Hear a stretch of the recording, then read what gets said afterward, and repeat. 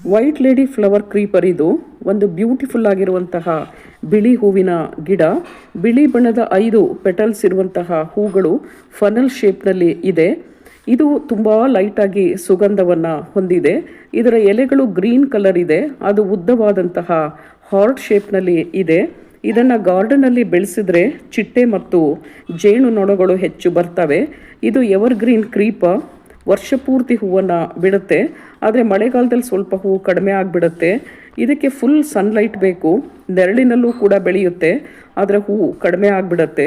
ಇದು ಬಳ್ಳಿ ಗಿಡ ಆಗಿರೋದ್ರಿಂದ ಇದು ಹಬ್ಬೋದಕ್ಕೆ ಯಾವುದಾದ್ರೂ ಕೋಲನ್ನು ಅಥವಾ ಬೇಲಿಯನ್ನು ಸಪೋರ್ಟ್ ಕೊಡಬೇಕು. ಮಣ್ಣು, ಗೊಬ್ಬರ ಮತ್ತು ಮರಳು ಇವುಗಳ ಸಮ ಪ್ರಮಾಣದ ಮಿಶ್ರಣದಲ್ಲಿ ಗಿಡವನ್ನು ನೆಡಬೇಕು.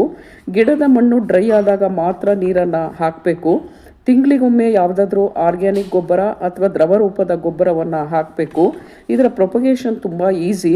ಇದರ ಪ್ರೊಪಗೇಷನನ್ನು ಇದರ ಬೀಜ ಮತ್ತು ಸ್ಟೆಮ್ ಕಟ್ಟಿಂಗ್ನಿಂದ ಮಾಡ್ಕೊಳ್ಬಹುದು. Thank you.